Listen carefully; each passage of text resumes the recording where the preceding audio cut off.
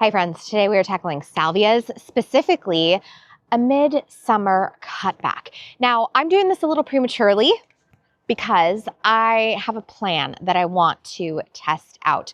And our willing victim for today is my Salvia Caradonna, which, as we've discussed before, and as I showed in my last June garden tour, it's big, it's floppy, and so I'm gonna test something out because I can't necessarily cut all irrigation to this bed because I have roses and I have all sorts of other things blooming. But we're gonna see if we can get these guys to finally stand up straight. I wanna give you a bit of a bird's eye view here, and literally, it has pancaked. Now, this is not uncommon for a salvia, specifically a Salvia Caradonna, and in fact, these types of perennials really hold up and enjoy a midsummer prune. So here's the plan. we're going to go after this thing. It's going to look a little savage, but it's okay because a plant like this salvia is really going to regrow from the base and form a new beautiful shape. Now, typically you'd be doing this depending on your zone, mid-July to end of July, maybe beginning of August for a fall flush. But I'm doing it now, the very start of July, because it has gone so wayward. There's a couple different kind of methodologies here. Now I'm testing a new pair of snips today. They're super cool. We're just gonna see how they go. I feel like there's always a training process when you get a new pair of snips. But you could do a couple things. Right here, I have a spent bloom. I could do this, which is just a simple dead head, and I actually have 2 growth points that it would laterally branch from. But what that is gonna do is that's gonna encourage an even more top-heavy plant for me. Now, likewise, I could come down here, maybe 6 inches from the base, and give it a solid buzz cut, making sure that I am slicing right above a leaf pairing. So I'm working with something that's a bit more like this. This is an option too. However, what I think I would like to do is actually give this a complete buzz cut. We are taking it downtown. It is going all the way down. And the reason I'm gonna do that is because I'm gonna test out throwing in a peony support. Now, typically, I would not like this. I wouldn't want to do this, but as we've discussed, the water needs of a salvia are super low, and I have it in a bed with things that enjoy more water.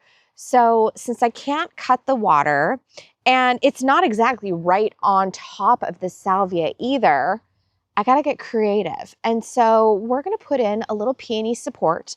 I'm gonna stake it really low, so hopefully it'll disappear into all that new foliage, and we're just gonna see what happens. So I have 3 in this border that I'm gonna do, and I have 2 in the front kind of strip that I'm gonna do. I've got my gloves, I've got a bag for all of these trimmings, and I'm gonna show you the savage haircut that these guys are gonna get today.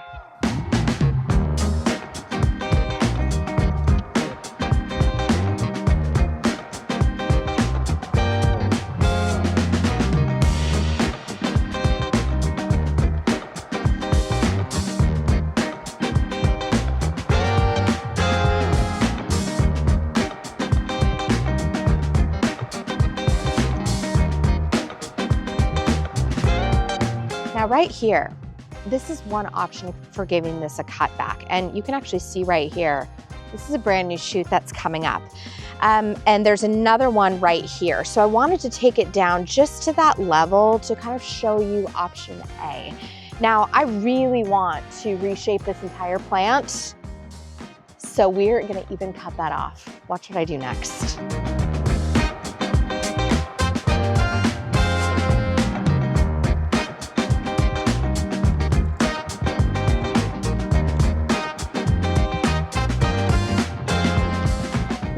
One has escaped me. Okay, there we are. All right, friends, this looks super savage. I know it, but I need to reshape this border. And so we are going really, really severe here. You in your home garden, you may not want to go this far down, but you certainly can, and it might be great. And if you are afraid at all, bookmark this video, come back to it, and then I'm going to update you guys in a couple weeks here, and we're going to see what this new growth looks like.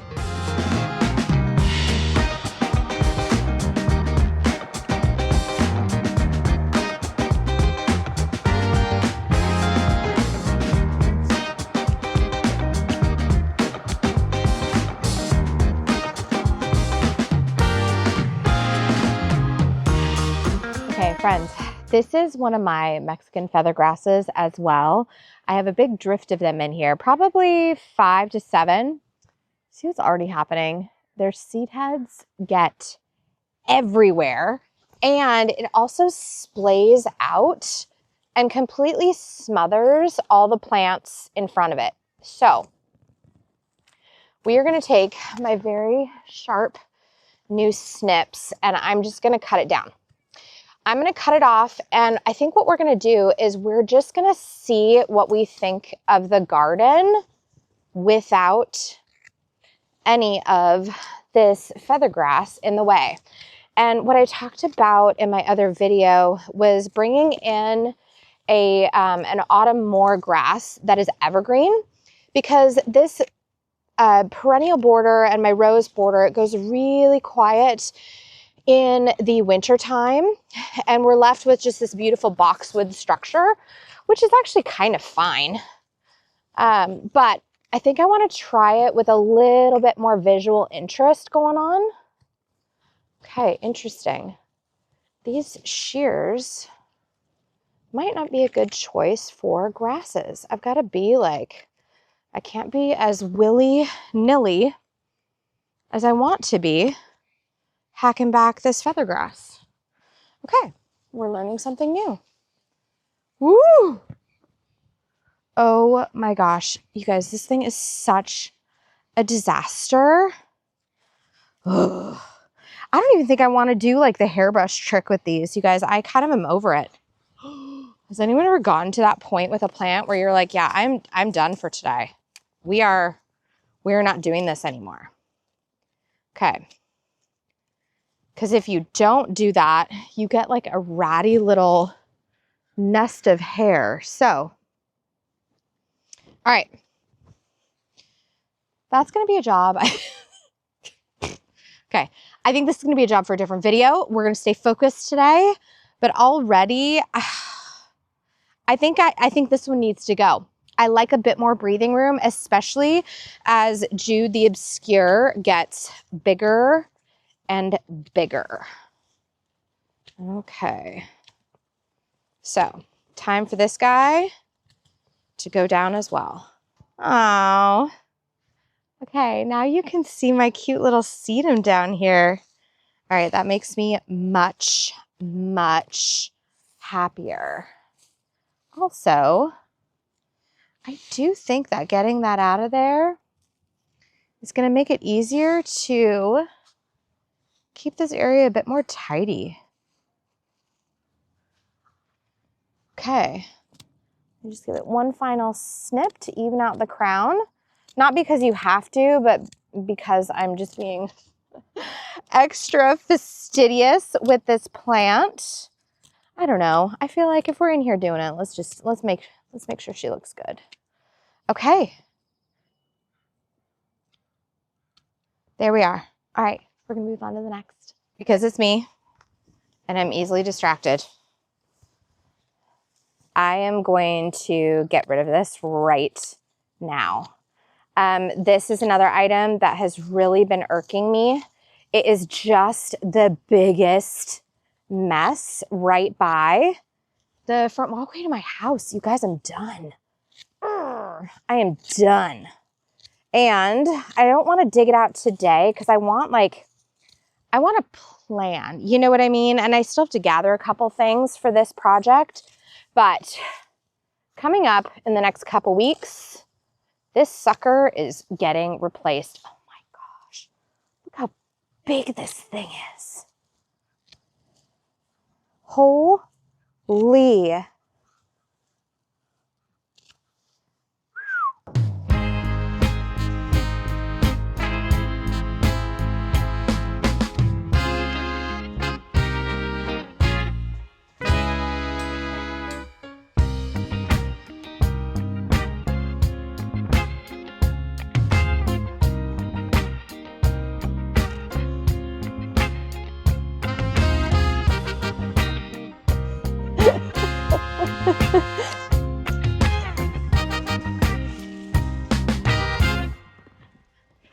Brian is so mad right now. We were just about ready to have our first 2 blue ripe blueberries. And he was like, oh my gosh, you should see them. And they were eaten by varmint. And apparently, he was out here this morning and they were like perfection. And he was waiting for me to get home to show them off. So someone's going rabbit hunting. It's not really, but like so mad. So I want to take you in here because this is a really good example of if you do this in a couple weeks time, what you may be seeing if you're in a zone similar to me. Right here, do you see this little growth and this little growth? Essentially, what a lot of plants will do is they'll kind of like grow up and then pancake out. This is especially the case with nepeta, with catmint. It'll kind of like grow up, it'll flatten itself out, and then all of a sudden you've got the next round of growth coming through. In fact, there's a bunch in there. So what essentially I'm doing is I am heading this off at the pass. I am doing this a wee bit early, and we're gonna regrow this sucker from the ground up. This is a little peony hoop, and if this turns out to be a solution I like, then I will probably invest in something cuter. But this is literally inexpensive. It is nothing special. I'm not even going to link it because I don't have any faith in it. I shouldn't say that. Listen, it's not a brand I'm married to. It's inexpensive. It was what was available and it got here quickly. So there you go. So here's the plan. The plan is I'm going to put these little cuties around here. And I think I might try to position them a wee bit low because remember, I don't want to see them, right? So maybe we'll do this maybe right around here. And because you're not here with me in real life, this is about 10 inches off the ground. So let's just see how she does. And I'm already reading some of your minds out there. I think I'm probably going to get comments about pollinators, to which I reply, yeah, the pollinators are very mad at me right now because my salvia was gorgeous. It still is gorgeous. But what this is going to give them, this is like the trade-off, right? So I am cutting the bloom cycle short. However, I am encouraging a later bloom cycle. Now, if you simply cannot bring your heart to do this, you could also go in and selectively prune down the spent blooms, or you could gather everything that still has beautiful florals on it, put it in a gorgeous vase, and set it on top of an outdoor table so that the pollinators get just a little bit more action in the day. Option number 3, say you have 6 salvia plants that you want to cut back. You go through and you give everything a haircut early, right? So think what I'm doing right now. You come back in like maybe 2 to 3 weeks time, you give the second round a haircut. And by the time you do that, the other one is already going to be pushing new growth. So essentially you've created a little bit of a cadence in your own garden. So I don't know, if you're interested, give this a try. This is not something new. I didn't invent this, but those are just various ways that I would approach it with not only the gardener in mind, but with also our pollinators in mind. Okay, friends, here we go. These are actually fairly discreet. They're fairly discreet, all right? They're not as garish as I was thinking they were going to be. I was a little like, oh gosh, here we go. But they're not bad. They're not bad at all. I also, you guys, getting this Mexican feathergrass out of here, that was the right move. I'm feeling very confident in that decision. Now, if this is interesting to you and you want to know what other perennials you can give this sort of treatment, always go online. There's tons of great research out there, but just off the top of my head, yarrow is an amazing one to give this treatment to. So if it's starting to look a little tatty and a little bloomed out, give it a buzz cut. It's like so happy for it. Lady's mantle. This is another one that is a great one to do this sort of rejuvenation haircut, if we'll call it.